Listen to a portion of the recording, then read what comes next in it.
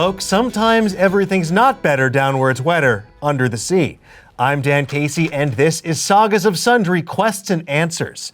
We're going to talk about the latest episode of Sagas of Sundry Goblin Mode, and to do so, before I go any further, I need to stress there are going to be spoilers, massive spoilers for what just happened. So if you haven't seen the latest episode, please do not go any further. I'm begging you, please.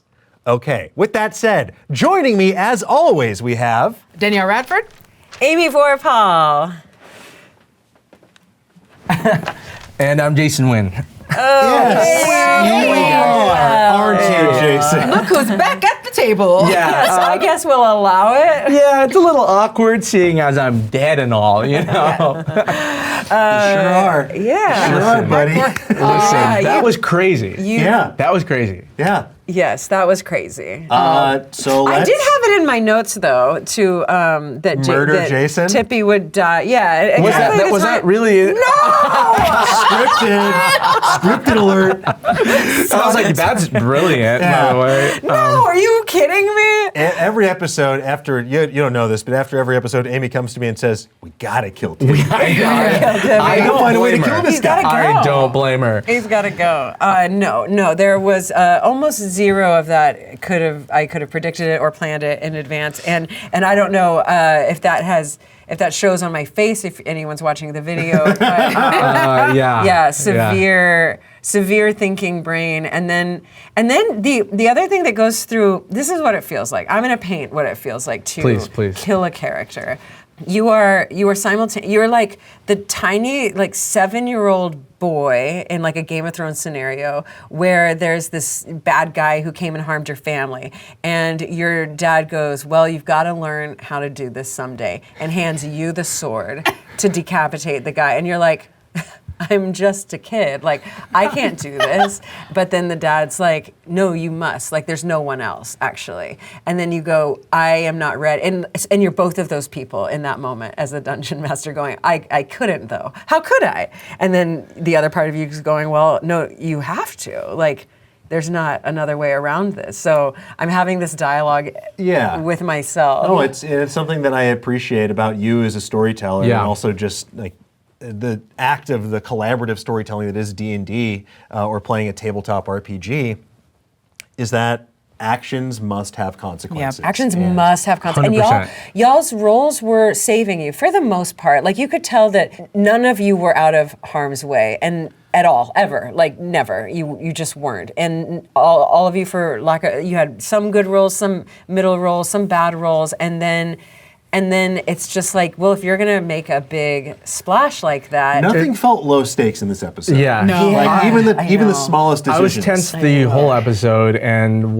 big props to you, by the way, as our DM, for being brave enough. Like, it does take so much to kill a character. Yes. You don't want to see him go, and I think, like, there was never, even the moment I rushed off initially, I was like prepared for the worst. Okay. I was already so tense and like, this feels overwhelming. Yeah. We're only level 3. You're only level 3, and Right. narratively, goofs have worked. Yeah. They've worked Goofs up have until worked. now. Yeah. Goofs and guffaws and gaffs, they've all worked. But, the heist was so fun. The marked was pretty fun, and everything has been fairly balanced and pretty cool. And then it's just the Scythe of Aurelia is a big deal. Yeah, a death cult. It's not very serious. It's not Fiends death United. cult. It's not like in It's Fiends not United there's Fiends one United. scary person, and that's Right. Kaya. And here Kaya is such a little ant. Kaya's being tortured. Kaya wasn't just tortured, being she was rent ripped apart. asunder in one of the most horrifying scenes of the entire show. Yeah. So far. Terrible. Yeah. So I'd far. say for me, the most horrifying, definitely so far. And it is like, this is the moment where, we're halfway through the series, and like, for lack of a better term, this is where gets real, where it's like, it's fun to joke around, it's fun to have fun, but like in a story, you get to a point where it's like, you really have to start like again, like you said, there have to be consequences. Like there have to be things that can't just be as much fun as we have doing Scooby-Doo and silly things and fun chases. I can't minor illusion my way out of this. Yeah. No, you can't. It was a really calculated decision to make everyone pretty anonymous behind hoods and cloaks. Like that gives you some leeway, but only some. Yeah, and look, like as a player, it was so hard for me to be like, it's, you know, my mind goes to like, well, okay, what's the min-max way of doing this? Like, how do I make sure I achieve success? But I think things really shifted in my brain when Busy threw the dart. I was like, well, now there's really no way out. Like, and she's being captured, and my friend's gonna die. And I think there was a part of me, I know it sounds dramatic, but a part of my brain was just like, you're not Jason anymore. You are Tippy. You have to save Busy. You have to do something now because your bullshit is not working at all. So he had to have his like little moment. And did I think I would die? No, I wasn't sure. You're right. How would you know? Like, I mean, how would I know? I don't know. It's not like, like I said, it's not like I have it written down. But like, okay, it was if X, Y, and Z happens, everyone dies. I feel like there's a scenario where it's like if you'd been like, let them go and I'll get you the chalice. Like I have the chalice and I can get that to you. Oh, interesting. Like that's an avenue we could have perhaps taken to sort of bargain with this death cult. But Tippy's an agent of chaos. And the dice were not in our favor. No, the dice certainly And were the not. dice, this is one of those times where it's like the dice tells the story, because had the dice been in our favor more so for other things, we would have had that wiggle room for negotiation, and we would have had room for like other story avenues where we would have been able to like stealthily get out of that before our friend was like straight up murdered. But we just didn't. Again, the dice decided it is Act 2, and we're about to make things really hard for you. It was such a sick moment where you throw this dart and you crit. You crit on the big boss, like the most important guy there. Just wanting to do a distraction, and my dice, when it comes to rolling attacks, isn't like trying to get me crit. So I was like, I'll throw this. Yeah. It'll be a distraction, and it'll be like a small thing, and then we'll have like room to be able to figure out how to like get up to the stage stealthily. And then it was like, nope, like hits, does damage. Exactly. You crit on him, and he just turns and is like, sends this enforcer to go try and psychically dominate you. Yeah. And it's so scary because you're like, that was nothing to him. He just lost 14 hit points and he's just like, this is like a fly landed on my shoulder. Yeah. Exactly. And when that sinks in, you're like, oh, we are so out of our element with this guy right now. We are not equipped to handle this man. And there's a version of this where Thresh prepares you a little better, and it didn't really go that way. Why? What happened during the preparation phase? No, don't worry about it. But don't worry about Timmy running off. No, I mean the version is basically more of a little bit like, oh no, this is, you know, a big deal, high stakes, very scary. But I just kind of decided, look, Thresh sees that you're part of Unzug's lair, is impressed. You kind of are, you know, some stuff. There's something going on, and she's just like, you know, I'm scrappy. They're probably scrappy too. Yeah. And I love how it turned out. But yeah, this to me, this is kind of like, well, I don't know. You kind of know what you're dealing with now, and it's not. If you thought you would be fighting this group right now in episode 10, you know, like right after the Fiends Union or whatever, it's like, oh, there's just no. Oh no, it's something I love about stories like this, and it reminds me of like my first experience playing a game like Elden Ring, for example, where you face this gigantic boss, and you're like, well, they put it here. I'm supposed to fight this creature, and I'm supposed to defeat this creature, but in just getting our asses handed to us so definitively is such a humbling moment as characters, and it's just like, oh, total rewiring of the brain, and realizing, wow, it's like when Luke Skywalker gets his hand cut off in Empire Strikes Back. You're like, that's not supposed to happen to the main character. To the hero, totally. Yeah, and now it's definitely obviously for like the audience and for us, like there's like the real stakes of like, oh, like the world is like genuinely, like in this episode we've got so much lore and we learned so much about what the plan is and how bad it's gonna be. And in this one, this isn't even close to the plan being the plan. This was just evil people doing evil stuff they could do whether or not this goes, and it's awful. So now everyone has this idea of like, oh, the world is like, we are screwed. Like if this is what they can do on this small scale before they've even achieved their goals, this has to be stopped. Like this cannot be allowed to happen. And for reference, you could easily Google this, but for reference, a Dragon Turtles challenge rating is 17. Yeah, that's a lot. Yeah, when you described that this like whole area was just plunged into darkness because of the scale of the creature, I'm like, oh, this is clearly some kind of terror of the deep. It absolutely is a terror of the deep. Yeah. To me, it goes to show like how lucky we've been as these minions to have gotten as far as we have with our hijinks, right? And it's like a very sombering, lesson in stakes. But I feel like I understand that I'm a chaotic person and player, and I understand that sometimes I make decisions because I just feel like Tippy wouldn't have it any other way in like sort of a hijinks situation. Yeah. But the running off in the beginning was really like for the stakes for Tippy. He already said like, I don't care about this God stuff. I don't care about this chalice stuff. I care about saving Pecora. 100%. And to know that she was chained up and there's this death cult and they're on their way to like do this. In his mind, the worst is happening. Oh, of She's course. been sacrificed. He had to go, right? Made sense It- for Tippy to do that. Yeah. Of course it made sense. Yeah, Like, you you're got pretty upset, you just- far. yeah. I I will got say, as you far got as I- pretty far. You actually kept getting, and it's like at some point there is this inflection point where people are clocking. I got on stage. You got on the stage. You shrunk the dais. You grew the dais. Like there's just stuff. Dais shrinking. Oh my god. The just like, oh my God, the pain of realizing that I keep forgetting we're underwater because I hear dome and I'm like, I oh, know. there's no water in here. But realizing we were underwater and then everyone just stays put after I try to drop the floor from under them, I'm just like, okay, all right.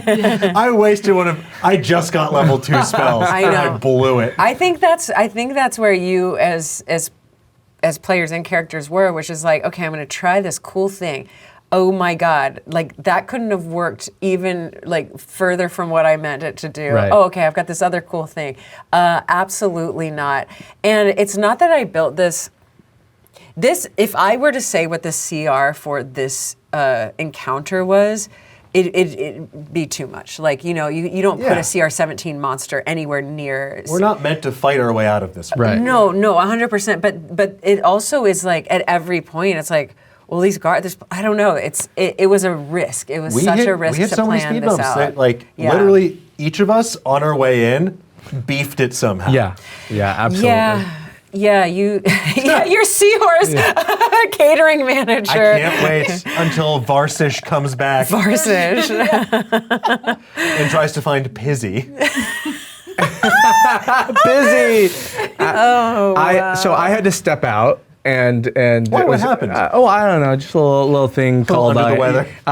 8 blades going into Tippy's body at once, maybe. But like for you guys, what was that like? Like, what was going through your heads, for the rest of the encounter? Like, Or when that happened. yeah. Well, it's just shocking because it's like before, like we've been, even when things have had stakes, it's always been like there's a little bit of fun, a little bit of like silliness, and this was like drop the hammer, like no kids, you are in real life, like you are no longer in. These are not like playground rules. Like No you have plot entered, armor. Yeah, you have entered the real world, and even a part of the plot of this of the overarching thing, and that many characters have said over and over again, is it's weird that because of like how lowly our position is, even in the dungeon that we're in, there's no reason where we are, as you said, like we are code, we are nothing, we are walk back and forth. We shouldn't have even been able to make it out of the dungeon. Yeah. And so, and there's always been like, it's been weird that we've been able to do as much as we have.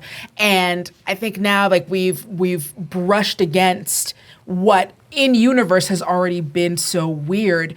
And It really, and it's like, no, you're not, no matter what, like the plot, the on-purpose plot armor was that you were having through all of this, that isn't going to go forever. And it really is, so much of this is not just them, like this is, I mean, it really is kind of a coming of age story for all of these characters. And so this is one of those big moments where it's like, we are gonna have to grow up quickly, because we do have things that we are starting to learn and care about that are on this plane, and this plane is now in danger. And again, we haven't even seen the worst of it, and we know that the rest of it is coming. And so then when Tippy like dies right in front of us, and obviously we've seen death, we've been around death, we did live in a dungeon where people were tortured. Also, our reaction to Kaya's torture compared to the way that we would have reacted the first episode was like disturbing and upsetting. And as we are growing empathy and like learning about a life beyond,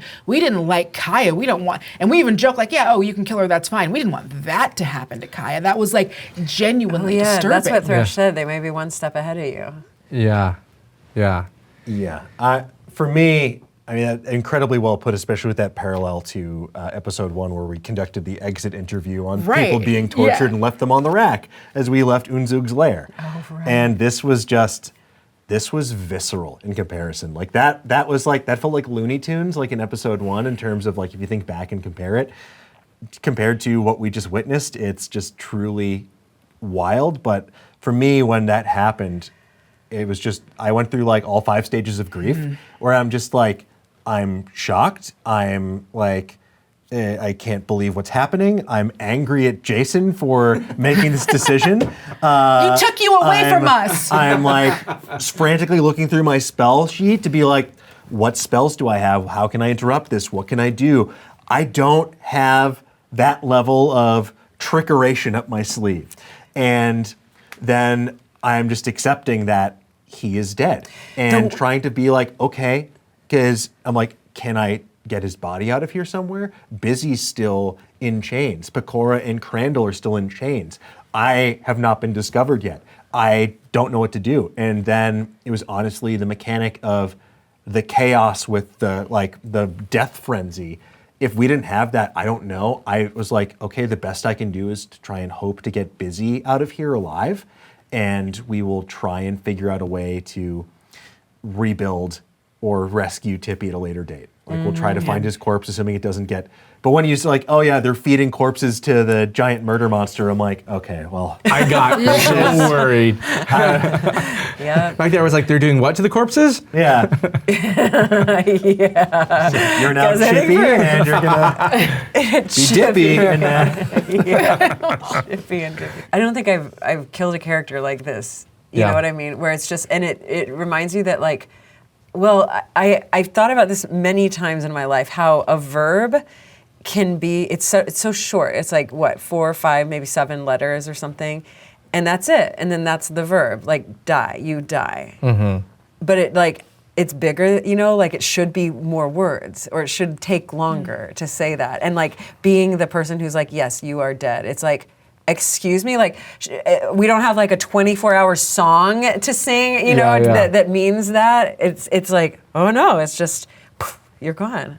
Yeah, it was, you were rolling the dice and it was like, that's 1 dice, that's 2 dice, that's 3, that's 4, that's 5, that's 6, that's. Yeah. And then I was like, there's no way I'm gonna survive that. And She just keeps picking up dice and rolling them. I did the math and double checked, and you're right. Like permadeath is what when you roll more than your hit points plus your constitution. So yeah, I was dead, and there's nothing I could do about it. Get it for folks who play and want their characters to have that plot armor, want their characters to have like that level of survivability. And I understand like you don't want to just, there's some systems that lend themselves to like intense PC lethality, like a Mork Borg or a Call of Cthulhu or something like that. You expect your character to probably bite it, like old school Cyberpunk or something like that.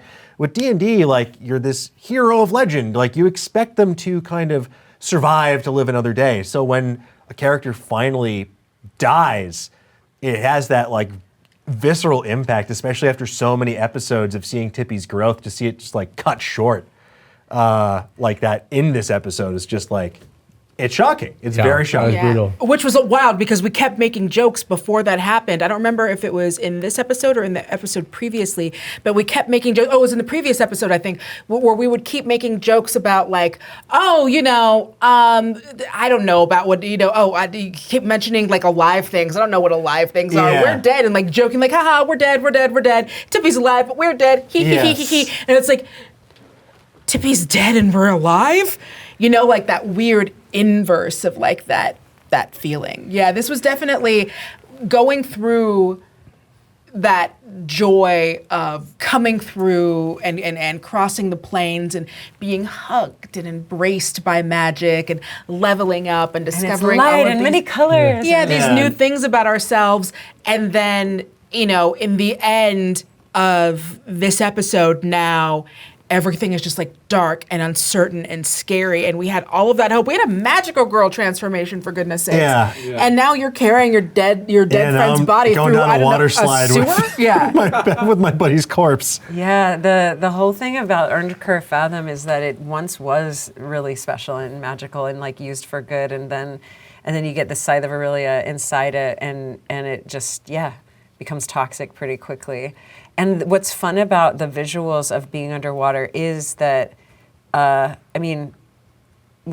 just planning it was like, oh yeah, what does blood do in water? Like it makes a cloud. Like it doesn't absolutely. No, it was great. It doesn't was just- just painted such a gruesome So visual. visceral, yeah. And like obviously this cult is made of like fanatics whipping themselves into a frenzy and like and killing each other. Like it is a death cult. Like I mean, that's all you know. You can do the math that like the guards on the end were going to keep closing in until they're not summoning the angel Phyrexis. Yeah. In your head, were you ever worried that there'd be a party wipe, like that we may all kick the bucket? I in this did. episode? I did text earlier today after we shot another episode. I just texted one of the story producers, what if they fail? ? Well, So you that's as far as I went. Oh, it's okay. honestly. We turn back into a bone pile. Right. But so like there was a version where I was like, you start playing and you're like, oh yeah, like I didn't build this according to challenge rating, the way that D&D says, third level the math doesn't check. I didn't build this at all like that. Maybe I should. I'm going to change. Maybe I change some of these monsters. Maybe some of these are commoners, and I'm doing that math and like moving, like trying to just go backwards and go, maybe not, Amy. Maybe we flew too close to the sun. Maybe I should take them to the Demon King Stadium. But it was so, like, I needed that too because I needed, everything has been not easy for you, but it's been fairly smooth sailing. It has almost felt like you have plot armor on some level, like you've earned your stripes, but then it was like, but here's what you're up against, and if you're going for it, and that is where Pakara is, then like we're going to show you what you're up against in season 5. In season 5, like not this time at all. This is us walking away from like the burning building, like that's exploding, and then we step on a landmine. Totally. Except, yeah, pretty motivated too. Like I will say, like that character moment. The way things were going for you, once it started happening, I don't know if you could clock over my facial expression, but I was like, there's going to be an inflection point, and I do not know what I'm going to do when that happens. Yeah. There were several points during the episode where I looked at you and you were just like, that's what you're doing? Yeah. Okay. Yeah. Mm-hmm. All right. You said it out loud and you're not taking it. I know, okay. and I wish I had more of a poker face, No, but it is like, oh my God. But we're all confidently making these choices. Absolutely. Yeah. Like even when I like something as innocent as me realizing, oh, that's not how this spell works in water. Right. Yeah, we're not retconning. We could easily be like, oh, let's take that, but let's not do that. But it's more satisfying to be like, well, that didn't work. Yes, exactly. How can we make this work? Yeah, so fails, like, you know, every failed dice roll, I think that last episode made me go, like, damn it, every single time. Good. I myself was going, I'm gonna have to cry after this because I was going, we don't have time to cry. Don't cry. Why would we're not crying? We're not doing that. So we're actually doing a show. So we're not gonna cry, and I can't cry because I've got to keep the story going. But like after this freaking talk back, and we all go home, like I'm gonna need an emotional release. Right. Actually, seeing you, like, so you left the stage, and we do these talkbacks right after the episode. But when you came back, it was like maybe, I don't know, 30, 40 minutes later. Yeah. And I was like, oh my God. It's Jason. He's alive! Did y'all have that? I was like, oh, it's him. He's okay. There he is. He's right there in front of me. There's definitely I was definitely in shock for a little bit. Like when I am anxious or scared or shocked, all I know how to do is laugh. And so like a maniac, I was in the corner being like, I'm dead. I'm dead. I died. I really like Tippy. Oh no. Yeah, all I wanted to do was keep cracking jokes. Yeah, that's how I get to it. We're already on the gallows, so gallows humor is what comes next. That's it. And then, you know, I got really worried for you guys. I got really scared that I was like, well, she killed me. She's going to kill, she'll kill another one of you. She's killed once, she'll kill again. Run away. I've got the taste. I've got the taste of player blood. When Kaya was getting ripped sword. apart, I was like, oh no, guys, dip, right. No more hijinks. No, that's- dip. Let's go. I was already trying to figure out an escape route when things accelerated in an extreme manner. Beginning with the dart heard round the world. Yeah. We might need a warning for body horror. Yeah, we'll probably put a content warning on the previous episode just to give people a heads up. On a lighter note, what were your thoughts when we all split up at the very beginning? Yeah, some of it seemed by design. You know, we knew that Busy wanted to be a server, but then you shot off in the dark, and I purposefully, I don't know. Like at that point, it's kind of like, well, you did it. You make your bed, let's lie in it. This isn't something that I haven't run into before, but it's one of those like doing turns doesn't make sense. It was exciting to me though, because in a way it harkened back a little bit to the chase mechanics from an earlier episode where we were chasing Crandall through the streets of Nakbreka. And in this case, it was like longer scenes with each person, but it's all kind of playing out simultaneously, and it's very exciting because it's cutting back and forth, and we're like, none of us have that awareness of what the other's doing. And especially when I was like, oh, we have the sending stones. No, we don't, because I threw it. You threw it away. I threw it, and it wouldn't have worked anyways, but it would have been, I could have fixed it though. Sure. It's something I could have done. I know. But I know you could have. Yeah, we don't have that. I think the biggest, like, what you, and props to you again, because this one did catch me big time by surprise, is that moment where they were all chanting. And I was like, well, I'm just going to chant along too, the way Tippy would chant along. And then to be caught in that moment and be like, well, why don't you roll a performance? That was so and good. And failing that roll was like, I mean, Jason, it's an easy chant. I was just going, and you went, or whatever the hell. I was like, well, yeah, he's not going to do it right. Well, that matters. I know. That matters. Yeah, but the dice were not on my side in that moment, and it was bad. No. It was bad. Yeah. No, I did want there to be, especially in all of Earned Cur Fathom, this feeling of heavily being surveilled.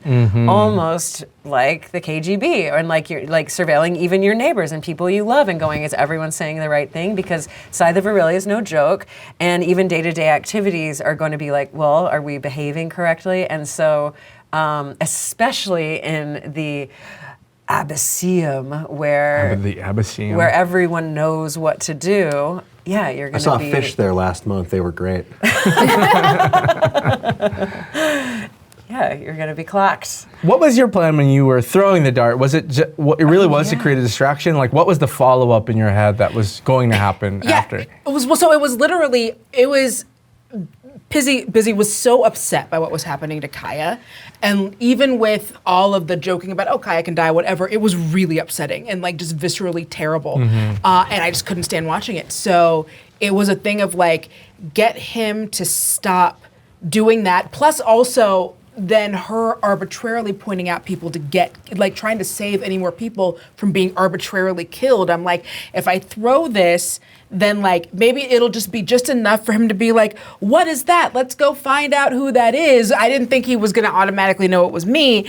And then that could be an incident where he's like, he gets upset, he like lets her go, the pointing and everything stops, and then maybe it becomes more investigation, and then we have time to kind of slink in around under that, instead of it being, because at that moment, again, she is being horrifically tortured, and also every person she's pointing at, there's just like innocent person dead, innocent person dead, innocent person. We were up to like what, like 5 or 6 people at that point. So it was like, I want innocent, to do. They're all side of her, really. Yeah. But I know what you're saying. But I'm wondering, but it's also because there's no justice. It's random. It's random, and I think it's also because we've already established earlier in the episode, like you said, so many of them are living in this way because that is the way that they have to be, because of this is what's happening. How many of them are actually here of their own choice, and how many of them are here because there are consequences to people they love for being there, and like how many are conscripted, like how many people like don't want to be in there and are just playing around. How many are seat fillers? Did they not sell out the Abysseum? Yeah. How many of them just on their monster stat block just say evil without any personality to explain it? Right. And so I think that's the other thing too, is because we'd already seen that there were so many people when Busy was talking with the merfolks, and they're like, it's not up to us to have an opinion, that like sticks with her. It's like, oh, so all these people being murdered, maybe that's not up to us to. They're also victims. And so in that moment, Busy was trying to stop that from happening, save as many of these people, and see if we can disrupt this to make something else happen. Well, you paid the price as well. That did need to get punished.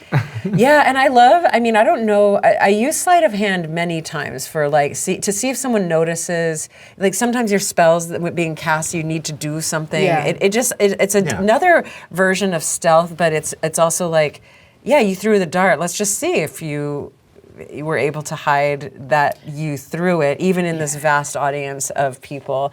And unfortunately, you don't even know. I mean, this guy's not to be messed with. The horror movie moment of Michael Myers looking directly at you all of a sudden.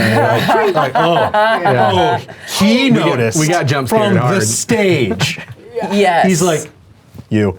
Yeah. And then very scary. Go get her, lock her up, feed her to my little. Yeah, feed her to my little turdy in the sky. On that hopeful note, we are hurtling into darkness on the last water slide out of town. I am very nervous and very curious about what's going to happen next episode, but I can't wait to find out together. Thank you so much for watching. Thank you so much for listening. Thank you so much for joining us. We really appreciate it. Take care of yourselves. Drink some water. Go for a walk. We're going to do the same. We'll see you next time on a brand new episode of Sagas of Sundry Goblin Mode. And take care. Bye. Bye, guys. Hold your goblins tight. Maybe forever. Oh my God.